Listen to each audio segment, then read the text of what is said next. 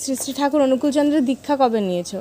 প্রায় হয়ে গেছে 2 বছর হয়ে গেছে। 2 বছর হয়ে গেছে, 2021-22 নাগাদ নিয়েছিলাম মনে হয়, তাই না? আমার বাবাই মনে হয় দীক্ষা দিয়েছিল। আচ্ছা আচ্ছা। তো দীক্ষা নেওয়ার একটু গল্পটা বলো, কেমনভাবে নিয়েছিলাম? মানে তোমাদের মন হয়েছিল দীক্ষা নিতে, নাকি কেউ বলেছিল নিয়েছে এরকমভাবে নিলা? কেমনভাবে দীক্ষাটা কেমনভাবে হলো তোমাদের? দীক্ষা ব্যাপারটা কি আমি আগে ঠিকমতো কি জানতাম না। হ্যাঁ, দীক্ষা কি নেয় মানে আমি জানি যে বয়স্করা সবাই দীক্ষা নেয়, মানে আমাদের মতো যে ওরা দীক্ষা নেয় আমি মানে জানতাম না। হ্যাঁ হ্যাঁ হ্যাঁ।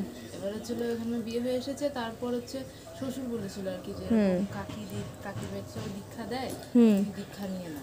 আচ্ছা, ঠিক আছে, দীক্ষা নিয়ে ওরকম করে দীক্ষা নেওয়া। মানে জানোই না ব্যাপারটা কি জিনিস, কি ব্যাপার, কেন দীক্ষা নিয়েছো ওই জিনিসটা। আচ্ছা আচ্ছা, তুমি একটা চেয়ার নিয়ে এসে বসো না তাহলে। গল্প দাঁড়াও, আমার চেয়ারটাই নাও। এমনি দিয়ে দিয়েছে, ঠিক আছে, বলা হয়নি যে কেন দীক্ষা নিতে হয় বা কি ব্যাপার, কি বিষয়বস্তু। তা সেই কারণে হয়তো তোমাদের ইষ্টভূতিটাও করা বন্ধ হয়ে গেছে, তাই না? ইষ্টভিত্তি করা বেশি দিন হয়নি, বন্ধ হয়েছে। তাও 5-6 মাসের মতো হয়েছে। 5-6 মাস হয়েছে। এবার বন্ধটা কেন হচ্ছিল? মানে সেটা কোনো রিজন ছিল না, এমনি মনে হচ্ছে দরকার নেই আর করার? না রিজন ছিল, কিছু একটা হয়েছিল ওই জন্য দীক্ষা নেওয়া বন্ধ করেছিল। মানে কি হয়েছে? কিছু একটা হয়েছিল। না ওটার ব্যাপারটা কী হয়, মানে আমি এবার কাজের চাপে বা হুট করে আমার মাঝে মাঝে এমন সময় হয় যে আমি বাইরেও থাকি, রাতে বেলা আসেও কাজটা তো দিয়ে থাকি, সকাল আমাকে উঠে চলে যায়। কাজ করো?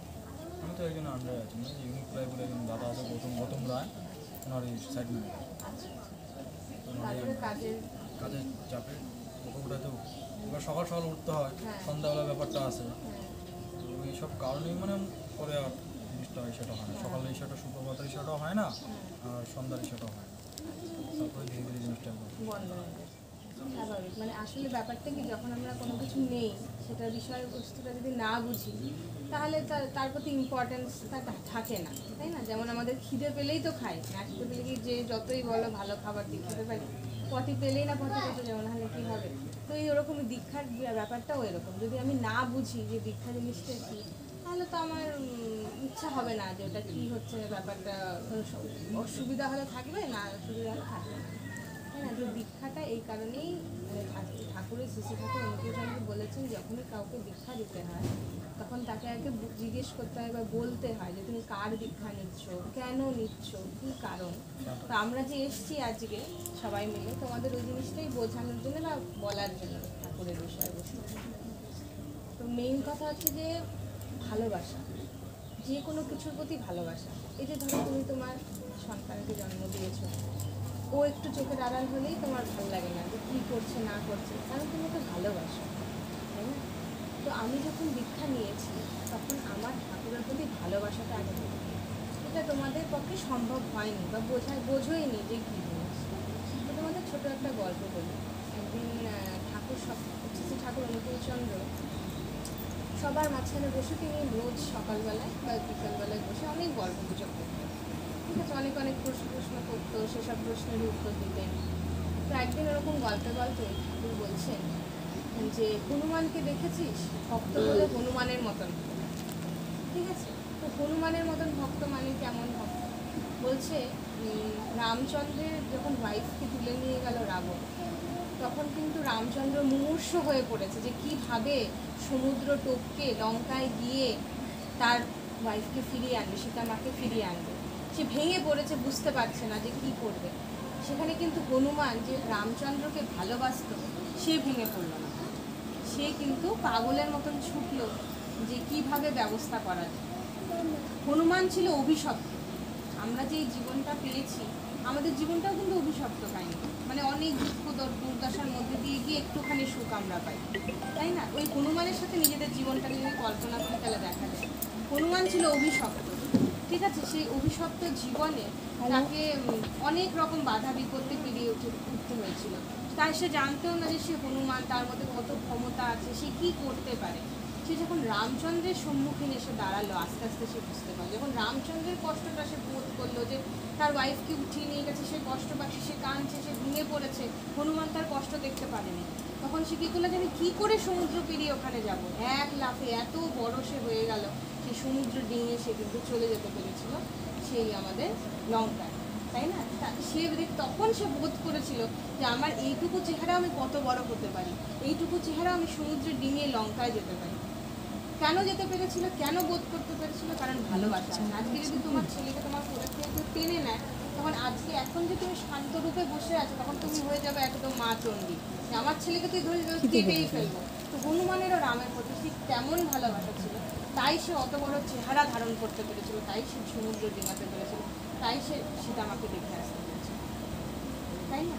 তারপরে কি দেখা গেল যে সেখানে শুধু সে গেলই না, সেখানে যখন তাকে ঘিরে ফেলেছে, যখন সেকে আটকে ফেলেছে, যখন তার আর শক্তি থাকার কথা নয় সেখানে লড়াই করা, সে তখন বুদ্ধি দিয়ে লড়ল।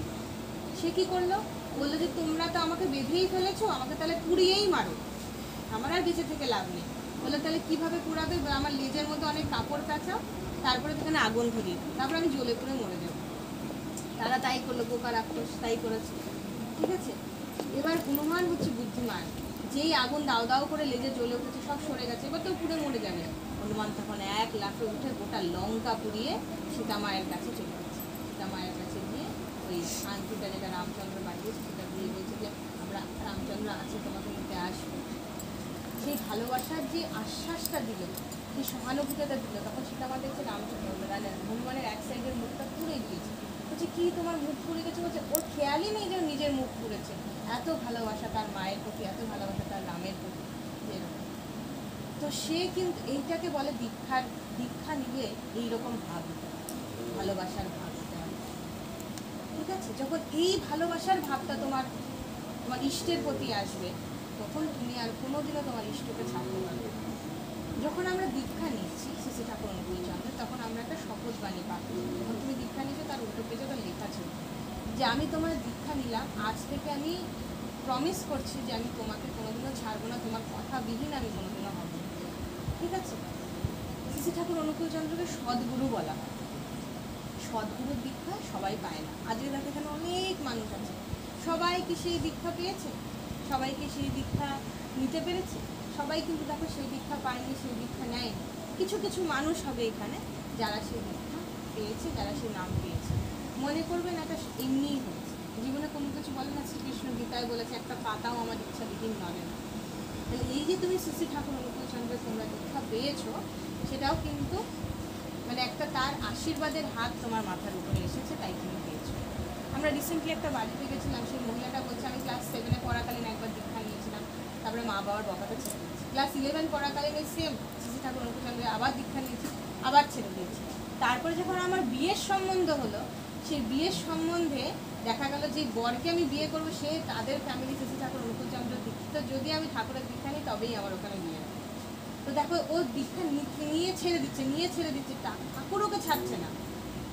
তোমার ক্ষেত্রেও ঠাকুর তোমার ঘর বাড়িতে সিধে এসেছে যে আমি তোমার কাছে থাকবো, তোমার হয়ে থাকবো, তাই তিনি এসছে, তাই তিনি তোমার কাছে স্থান চেয়েছে। এবার দীক্ষা যখন আমি নিয়েছি, তখন কিন্তু আমার করণীয় কিছু করবো। ঠাকুর বলেছেন আর কিছু করিস না করিস, ইষ্টভৃতিটা কখনো ত্যাগ করবে। কেন? ইষ্টভৃতি করলে ঠাকুরের কিছু হয় না, ওই পয়সাটা ঠাকুরের কাজে লাগেও না। কারণ ওটা হচ্ছে আমি যে পাপ করি সারা দিনে, সারা জীবনে, আগের জন্ম পূর্বজন্মের অনেক পাপের ফল তো আমরা এই জন্ম মিটাই। সেই পাপগুলো একটু একটু একটু করে ওই ইষ্টভৃতির মাধ্যমে রোজ সকালবেলায় করার মাধ্যমে থাকে। শিব যেমন নীলকণ্ঠ, ঠিক সেমভাবে ঠাকুর আমাদের পাপটা প্রত্যেক দিন সকালে ভোগ অর্ঘ্যের মাধ্যমে তিনি গ্রহণ করেন এবং নীলকণ্ঠ হিসেবে আমাদের পাপগুলো গ্রহণ করে তিনি আমাদের শুদ্ধ করেন। আর ইষ্টভৃতির মাধ্যমেই সেটা সম্ভব। সেটা যুগ যুগান্তর ধরে প্রত্যেকটা মুসলিম ধর্ম বলো, খ্রিস্টান ধর্ম বলো, হিন্দু ধর্ম, সব ধর্মে আছে ইষ্টভৃতির আলাদা আলাদা রূপ আছে। যেমন মুসলিমদের মধ্যে জাকাত আছে, পাঞ্জাবিদের মধ্যেও আছে, তোমার খ্রিস্টানদের মধ্যেও আছে, সবার মধ্যেই আছে। কিন্তু আমাদের ঠাকুর সেই বড় বড় বিষয়গুলোকে একটা ছোট জায়গায় নিয়ে আসে, ঠিক আছে? পাঞ্জাবিদের মধ্যে বলে, খ্রিস্টানদের মধ্যে বলে, তোমাদের উপার্জিত অর্থ মানে যেটা অর্থ তোমরা ইনকাম করো, তার হাফ তোমার ইষ্টকে দেওয়া উচিত। ঠাকুর তো তোমার থেকে তার হাফ নিচ্ছে, তার 1 টাকা কি 2 টাকা কি 40 টাকা তুমি মাসে, বা 6 জন থাকো 40 যা হয় সেটা তুমি হয়তো ইষ্টভৃতি অর্জন করে দিচ্ছো, তাই না? সেটাই হচ্ছে এইটা কেন করে, কারণ এই অর্থ ছাড়া পৃথিবী চলে না, ঠিক আছে? আর এই অর্থ দিয়ে মানুষের ভুল ঠিক সব করে। আর যখন এই উপার্জিত অর্থে সিকি ভাগ সামান্য কিছু তুমি প্রথম সকালে উঠে প্রভুর জন্য দাও, তখন তোমার মন সেখান থেকে শুদ্ধ হতে শুরু করে, আনন্দিত হতে শুরু করে যে আমার অর্থটা আমি সকালে উঠে কিন্তু ভালো কাজে ব্যয় করি, ওই অর্থ দিয়ে আমার কোনো খারাপ কাজ হতে পারবে না, এটা আমি নিজের মধ্যে একটা গ্যারেন্টি দিই। তাই ইষ্টবিধি করা লাগে। আর মাস আনতে 30 দিনের মাথায় কেন পাঠাতে লাগে? অমাবস্যা পূর্ণিমা সমস্ত যখন কমপ্লিট হয় তখন একটা মাস কমপ্লিট, একটা পূর্ণতা পায়। আমরা পরের একটা নতুন মাসে একটা নতুন ইয়েতে স্টেপিং করি। ঠিক সেমভাবে ইষ্টভীতিটাও যে পূর্ণতা পাবে, সেটারও তো ওই একই জাগতিক ইয়েতেই পূর্ণতা পাবে। তাই জন্য মাসের 30 দিনে, 31 দিনেও না 29 দিনেও না, 30 দিনের মাথায় ইষ্টভীতি জমা দিতে হবে। তাই তুমি যে দীক্ষা নিয়ে ইষ্টভীতি যে ছেড়ে দিয়েছে, সে মানে আলো দেখে আলো পথে না হেঁটে অন্ধকারের পথে হাঁটছে, তার বিপদ বেড়ে যাচ্ছে। ঠিক আছে, তুমি যদি দীক্ষা না নিতে, ঠিক আছে, তাহলে ব্যাপারটা কিন্তু এই দেখো, ছেলে একটু গেলে তুমি যদি তাকিয়ে তাকিয়ে দেখছো, ওর কোনো কষ্ট হচ্ছে না, দেখা হচ্ছে না, তো তোমার ঠাকুরও তোমাকে ঠিক এইভাবে দেয়, বুঝেছো? তোমার ঠাকুরও কিন্তু তোমাকে ঠিক এইভাবে দেয়। ছেড়ে দাও, কিচ্ছু করবে না। বাচ্চাকে রাগ দেখে লাভ নেই। বাচ্চাকে রাগ দেখালে ও তোমার প্রতি বিরূপ ভাব। আমাদের দেওঘর বলে যে বাচ্চা লাফাচ্ছে, খেলছে, যন্ত্রণা করছে, যা করছে করতে দে, ওটাই ওর স্বাভাবিক ধরন। তুমি যখন লাফাবে, খেলবে, চিৎকার করে ঝামেলা করবে, ওই তো করবে। ওটা করতে করতে ওর স্বাভাবিক ধরন প্রাপ্ত হবে। তুমি যদি মারো, বকো, কিন্তু পিটাও বা বকো বা কোনো ভয় দেখাও, তাহলে ও কিন্তু সংকীর্ণ হয়ে যাবে। ও যেটা, ও সেটা হয়ে উঠতে পারে। আজকে ধরো পড়লো, ব্যথা পেলো, কেটে গেল, ফাটলো, সেখান থেকে ও যেমন যেই বৈশিষ্ট্য নিয়ে জন্মগ্রহণ করছে, সেটা ও পূর্ণতা পাবে। তুমি যদি বকো, মারো, এ করো, সারা জীবন ও ভয় ভীতিতে থাকবে। তুমি না থাকলেও কোথায় যাবো, তখন আস্থানা খুঁজে পাবে না, ওর ভালো লাগবে না। বা ও তোমার প্রতি বিরক্ত হয়ে ওই যে বাবা তোমার কাছে ফেরত আসবে, ও তোমায় ভালোবাসে, তোমাকে ছেড়ে যাবে কোথায়? তোমার সাথেই খেলবে, তোমার জিনিসই ভাঙবে, তোমাকেই আদর করবে। এই একইভাবে তোমার জায়গায় ভগবানকে দিবে। ভগবানের প্রত্যেকটা মানব জীবকে এইভাবে ভালোবাসে, আর তিনি তাদের কাছ থেকে চাইছেন মাত্র একটা জিনিস, মতন করবে। আর বলেছেন সন্ধ্যা প্রার্থনাটা করাই লাগে, ঠিক আছে? চেষ্টা করবে, প্রার্থনাটা শিখতে হবে, শিখে করতে হবে, শেখার মাধ্যমে করা যাবে। তোমাকে এক বলে দেবো, তার থেকে তুমি শিখতে পারবে, ঠিক আছে? এইভাবে করে করে তাহলে তুমি তোমার জীবনে তোমার যেটা প্রাপ্তি ঘটায়, মানে ধরো অনেক বড় বিপদ ছিল আমাদের জীবনে, আমরা দেখি আমাদের অনেক বড় হয়তো বিপদ ছিল, সামান্য কিছুর মাধ্যমে কেটে যায়, জাস্ট বিকজ আমরা এই ইষ্টভীতিটা করি, নিজেরা বুঝতে পারি, ঠিক আছে? আজকে ধরো ওই যে রোদ, গরম, বৃষ্টিতে যাই কিছু হোক, আমরা কিন্তু এরকম মানুষের বাড়ি বাড়ি পৌঁছে যাচ্ছি। কিচ্ছু না, টাকা পয়সা কিছু লাগবে না, শুধু তুমি এটা বোঝো কেন পৌঁছাচ্ছে। আমার ঠাকুর বলেছে যে আমরা একে অপরের পরমাত্মা, ব্লাড রিলেশন নেই, কিন্তু ভাতৃত্বের ওই ভালোবাসার জন্য এই এতগুলো মানুষের সঙ্গে তোমাকে বলতে তুমি আবার ছেড়ে দিয়েছিলে, সেটা আবার শুরু করো। ইষ্টবিধিতে ঠাকুরের কোনো লাভই লাগে না, তোমার লাগে। তুমি যদি করো, তোমাদের পরিবারে মনে হয় 6 জন দীক্ষিত, তোমরা আবার ইষ্টবিধিটা করো। যে কোনো উপায়ে কোনোদিনও ইষ্টবিধি ছাড়বে না। বিপদে পড়লে বলো না ঠাকুর রক্ষা করো, যখন কেউ থাকে না, তাহলে যখন বিপদে পড়ি তখন সেলফিশের মতন ঠাকুরকে ডাকি, আর যখন আমার সব রকমের সুবিধা আছে তখন ঠাকুর হলেও বলে নাও, ওই মধ্যে ঠাকুর নাও আসতে পারে, ঠাকুরও বলতে পারে আজকে আমি তোর কাছে যাবো না, আজকে তুই করে নে, তাই না? তাই জন্য আমি সবসময় তাকে তার হয়ে থাকি, কিচ্ছু চাননি। ওই যে ওইটুকু বলেছেন, ওইটুকু করলে আমারই বিপদ থাকে, আর কিছু না।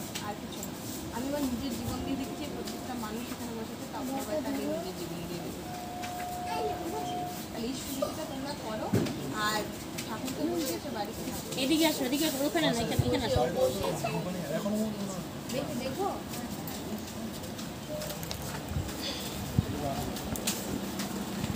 না, এই যে ছবিটা তো পুরনো হয়ে গেছে, পুরোনো হয়ে গেছে। এই আর ইনার ছবি এখন আর বসে না, এখন যিনি বর্তমান আচার্যদেব আছেন তার ছবি বসে। হ্যাঁ, আমি সেই ছবিটা, একটা ছবি তোমাকে দিয়ে যাচ্ছি, ঠিক আছে? একটা ছবি তোমাকে দিয়ে যাচ্ছি, আর ইষ্টভীতিটা আর কখনো ছাড়বে না, কালকে থেকে শুরু করে দাও। আর এমনি শরীর স্বাস্থ্য কেমন আছে? শরীর স্বাস্থ্য যাচ্ছে মোটামুটি। সবার বাড়িতে তো শুনলাম একজন অসুস্থ আছে, হাসপাতালে ভর্তি হচ্ছে। ওর হচ্ছে শ্বাসকষ্টের সমস্যা হয়েছিল। কাছে এসে ছোট ভাস্তি কদিন আগে এসছে, আর কদিন হলো, আজকে 12 দিন হলো। হ্যাঁ, ওই ভাস্তির আর কি জন্মের সময় কান্না করেনি, আচ্ছা আর ওরকম করেই হসপিটাল থেকে ছেড়ে দিয়েছে। হ্যাঁ। তারপর বাড়িতে এসেছে, তার পরের দিন প্রচণ্ড শ্বাসকষ্ট উঠে গেছে দুপুরের দিকে, মুছিয়েছে সুন্দর করে মুছিয়ে টুচিয়ে মাত্র দুধ খাওয়াবে, শ্বাসকষ্ট উঠে গেছে প্রচুর। ওখান থেকে হসপিটালে নিয়ে গেছে, তারপরে পরের দিন আবার মেডিকেলে রেফার করে দিয়েছে, এখন শিলিগুড়িতে আছে, এখন একটু ঠিক আছে। ওর মা বাবা কি দীক্ষিত? হ্যাঁ ওদেরকেও বলবা ইমিডিয়েটলি কালকে থেকে ইষ্টবিধিটা শুরু করতে, আর মেয়ের বডিটা ধরে খুব করে ঠাকুরের যে বীজ মন্ত্রটা মনে আছে, ওটা মনে করে দিয়ে দিচ্ছি, ওই বীজ মন্ত্রটা কন্টিনিউ মেয়ের কানে মেয়ের শরীর ধরে করতে, ঠিক আছে? তাহলেই একমাত্র রেহাই পাওয়ার উপায় আছে, কারণ আমরা তো জানি না কার কোথায় বিপদ লেখা, আমরা চাই না কোনো বিপদ আসুক, ঠিক আছে? জানি না আজকেই আমরা তোমার বাড়িতে কেন আসলাম, হতেও পারে যে এই বার্তাটা দিতেই এসেছি, ঠিক আছে? উনাকে বলবে যে কালকের থেকে ইষ্টবিধি শুরু করতে, ইষ্টবিধি কী করে সেটা আমি আবার দেখিয়ে দিয়ে যাচ্ছি, নিজ মন্ত্রটা তোমাদের মনে করে দিয়ে যাচ্ছি, ফোন করে বলবে তোমরা ইষ্টবিধিটা শুরু করো, ওই হাসপাতালে বসেই শুরু করো, আর মেয়ের বডি ধরে কন্টিনিউয়াসলি ওই বীজ মন্ত্রটা করে দিতে হবে, ঠিক আছে? আর এমনি তোমরা ভালো আছো তো? হ্যাঁ অসুবিধা নেই? ঠাকুরের ইচ্ছে আমরা ঠিক আছে। কেমন আছেন? বাহ, আপনার মুখের হাসিটা খুব সুন্দর, আপনার মুখের হাসিটা খুব সুন্দর। আপনার বাড়িতেই বসি, চেয়ারে বসবো না। বসো, চেয়ারে বসো তোমরা। বসো বসো, বসেছো সবাই? গল্প বলি, হ্যাঁ। শ্রী শ্রী ঠাকুর অনুকূলচন্দ্র যখন জীবিত ছিলেন তখন এরকম সকালবেলায় বিকালবেলায় উনি অনেক লোকদের ওনার সাথে দেখা করতে আসতে, তাদেরকে নিয়ে বসতেন, বসে অনেক রকম, আমি যেরকম গল্প বলছি এর থেকেও ভালো আরও সুন্দর সুন্দর করে অনেক সুন্দর সুন্দর গল্প, যে যা প্রশ্ন করতে সেগুলোর উত্তর দিতেন, হ্যাঁ। তো একদিন গল্পে গল্পে তিনি বলছেন যে ভালোবাসা কেমন হয় জানিস, ভালোবাসার গল্প। তো শ্রীকৃষ্ণর সাথে গোপীরা থাকে, আমরা সবাই জানি, রাধাও থাকে, তাই না? আর শ্রীকৃষ্ণের আশেপাশে কিন্তু অনেক জ্ঞানীগুণী মানুষ থাকে, অনেক জ্ঞানীগুণী, মানে বিশাল বিশাল পণ্ডিত, এরা সবাই থাকতো। তো একদিন শ্রীকৃষ্ণ এরকম গোপীদের সাথে, রাধার সাথে, সবার সাথে নাচ করছেন, নৃত্য করছেন, আনন্দে নৃত্য করছেন, করতে করতে করতে, গল্প শুনবি আয়, করতে করতে করতে করতে উনি হঠাৎ করে অজ্ঞান হয়ে গেলেন, একদম মূর্ছা গেছে। তখন সব যারা পণ্ডিত, যারা একদম শিক্ষিত মানুষ তার আশেপাশে রয়েছে, তারা বলছেন যে শ্রীকৃষ্ণ অজ্ঞান হয়ে গেছে, এখন কি করা যায়? তারা সব ব্যস্ত, ঠাকুর মানে ঠাকুর অজ্ঞান হয়ে গেছে, এখন কি করা যায় সবাই ভাবছে। তখন হঠাৎ করে ওনাদের মধ্যে একজন জ্ঞানীগুণী মানুষ বলে উঠলেন যে গোপীদের পায়ের মাটি যদি পায় শ্রীকৃষ্ণ, তাহলেই একমাত্র সে সুস্থ হবে, পায়ের ধুলা। তখন সবাই বলছে কি করে সম্ভব, ভগবানের মাথায় গোপীদের পায়ের ধুলা, এটা কখনো সম্ভব? এটা কোনোদিনও সম্ভব না। কেউ যদি পায়ের ধুলা দেয় তাহলে হ্যাঁ, তখন গোপীরা দিয়ে দেয়। এবার তখন বলছে যে দাও তাহলে ধুলা, কে দেবে? হ্যাঁ, তাহলে ঠিক আছে, ওটাই ঠিক, এবার দাও তাহলে ধুলা, কে দেবে? তখন তো কেউ রাজি হয় না যে কে দেবে ধুলা। তখন ওদের মধ্যে একজন গোপী বলল, না ঠিকই বলছে, একজন গোপী বলল যে আমি আমার পায়ের ধুলা শ্রীকৃষ্ণের মাথায় দিয়ে দেব। অদ্ভুত জিনিসটা, বুঝতে পারছো জিনিসটা? অনেক জ্ঞানীগুণী মানুষ সেখানে রয়েছে, বলছে যে কোনো ভক্তের, কোনো মানুষের না, কোনো ভক্ত যদি তার পায়ের ধুলা তার প্রভুর মাথায় ছোঁয়ায়, তাহলে সুস্থ হয়ে যাবে, তাহলে শ্রীকৃষ্ণ সুস্থ হবে। কিন্তু কেউ তো ওখানে, এত জ্ঞানীগুণী মানুষ ছিল, এত পণ্ডিত মানুষ ছিল, কই কেউ তো রাজি হলো না সেই পায়ের ধুলাটা দিতে। একমাত্র একটা গোপী বা গোপীদের মধ্যে কেউ রাজি হলো যে আমি ধুলাটা দেব, সেটা আমার পাপ হোক, যাই হয়ে যাক, আমি ধুলাটা দেবো। সবাই আমরা জানি আমার পায়ের ধুলা ভগবানের মাথায় যদি লাগাই তাহলে আমার পাপ হয়, আমরা কখনো ভগবানের গায়ে পা দেই না। তাহলে গোপী কি করে ওই সাহসটা দেখালো? এত জ্ঞানীগুণী মানুষ আছে, গোপী তো অত শিক্ষিতও না, ও তো বোঝেও না অত কিছু, সে শুধু শ্রীকৃষ্ণকে ভালোবাসে বলে শ্রীকৃষ্ণের আশেপাশে নেচে বেড়ায়। তা সে কি করে রাজি হলো? কেমন ভাবে তার মধ্যে এত সাহস আসলো যে নিজের পায়ের ধুলা ভগবানের মাথায় ছোঁয়াবে? ব্যাপারটা হচ্ছে ভালোবাসা। ভালোবাসি তাই করতে পারি, ভালো না বাসলে পারতাম না। একই রকমভাবে রামচন্দ্রের ঘরে যখন সর্বরীর ঘরে যখন রামচন্দ্র গেলেন, সেটাও কিন্তু একই রকম ঘটনা। সেই সর্বরী সবসময় ফল তুলে তুলে রাখতেন, নিজে খেয়ে খেয়ে দেখতেন যে মিষ্টি কিনা, তারপর ওটা রেখে দিতেন। রামচন্দ্র যখন এলেন সেই এঁঠো ফলই সে কিন্তু সর্বরীকে দিচ্ছে, সর্বরী দিচ্ছে রামচন্দ্রকে সেই এঁঠো ফল, যে তুমি খাও, তুমি গ্রহণ করো। লক্ষণ দেখে ভাবছে যে রামচন্দ্রকে এঁঠো ফল দিচ্ছে, এটাও কি সম্ভব? রামচন্দ্র কিন্তু ইয়ে করছে না, রামচন্দ্র বলছে এঁঠো ফলই আমি। কেন আজকে তুমি পারবা তোমার এঁঠো খাবার ঠাকুরকে যখন পূজা দাও খাওয়াতে, জলটা টেস্ট করে বা খাবারটা টেস্ট করে খাওয়াতে পারবো না? তোমার মনে কি বাবা আমি যদি করি ঠাকুর আমায় পাপ দেবে? গোপীও তো ভাবতে পারতো ঠাকুর আমায় পাপ দেবে বা আমার পাপ হবে, আমি পরবর্তীতে বলছে তো গোপীকে যে তুমি যে দিলে তোমার সংসার তো বড়, তুমি ভয় পাও না তোমার পাপ হয়? বলছে আমার হবে হোক, আমি 1000 বছর নরকে থাকবো, কিন্তু আমার প্রভু যদি ভালো থাকে আমার ওটাই মঙ্গল। ওটাই মঙ্গল। আচ্ছা আমি একটা কথা বলবো। বলো বলো, এবার তোমার প্রবলেমটা বলো, আরেকবার বলো। ও তো মানে একই মানে সমস্যা, মানে আমার হয়তো যে কোনো কারণ হয়তো হয়তো আমি স্টুডিওতে করতে পারতেছি না, হয়তো আমি আজ করবো, ঠিক আছে থাক আজকে আর করবো, আজকে ঘরে মাস্টার আছে খেয়ে নি, হ্যাঁ আচ্ছা থাকো, খুব ভালো আছে। এই জিনিসটা কেন আমার করবো? বলছি এইসব আমাদের মধ্যে থাকে, অহংকার সবই থাকে, মানুষ মাত্রই থাকবেই, কিচ্ছু তোমার করার নাই, ঠিক আছে? এবার তোমার সাথে যে সমস্যাটা হচ্ছে যে আমি ইষ্টভীতি করতে চাইছি কিন্তু কোনো না কোনোভাবে সেটা বাধাপ্রাপ্ত হচ্ছে, আমি করতে পারছি না। মাছ এলো মাছ খেয়ে নিলাম, বা এখন একটু করলাম না, পরে করছি, আর একটু 2 মিনিট পরে করছি। ধরো তোমার খুব পটি চেপেছে, বাথরুম যেতে হবে, খুব জোরে চেপেছে, তোমাকে তখন আমি বলছি না না তুমি আমার সাথে বসে গল্প করো। কতক্ষণ পারবা তুমি গল্প করতে? দৌড় মারবা তুমি বাথরুমে, আমার এখনই যেতে লাগবেই, তুমি ওইটাকে সেকেন্ডে ফেলতে পারবা না। ইষ্টের প্রতি ভালোবাসাটা তোমার যখন ওই রকম হবে না, তখন ইষ্টভীতি করাটাও তুমি আটকাইতে পারবা না, তুমি করতে লাগবেই, ভালোবাসা বাড়াতে হবে। না আমি সেটা বেশ সমানে করেই যাচ্ছি, স্টিভিতে টাকাও জমা দিয়ে আসতেছি আমাদের মন্দিরে, বা কিছুদিন পয়সা ওই উত্তমদার বাড়িতেও জমা দিলাম, দিতে হবে, মন্দিরে দিলে হবে না। উত্তমদার বাড়িতেও দিলাম জমা, বা এরকম বেশ কিছুদিন আমি পয়সা আমার ঘরে জমা করছি, আমি এতগুলো পয়সা জমা করছি ঠাকুরের জন্য দিব, যায় যে ঠাকুরকে দিব বা যাবো, বা সেই সময়টা আমার হয় না। এরকম একটা বিপদ পড়ে যাচ্ছে, মানে গুরুজরু তো বিপদ পড়ে যাচ্ছে। এটাকে বলে গ্রহদোষ। মানে আমরা যখন দেওঘরে যেতে চাই, ঠিক আছে, অনেক সময় আমরা দেওঘরে যেতে পারি না, হাজার বিপদ আমাদের সামনে চলে আসে। সিম্পল একটা জিনিস দিয়ে বলছি, দেওঘর তো আমাদের ঠাকুর বাড়ি, দেওঘরে যেতে হাজার বিপদ আমার সামনে চলে আসছে।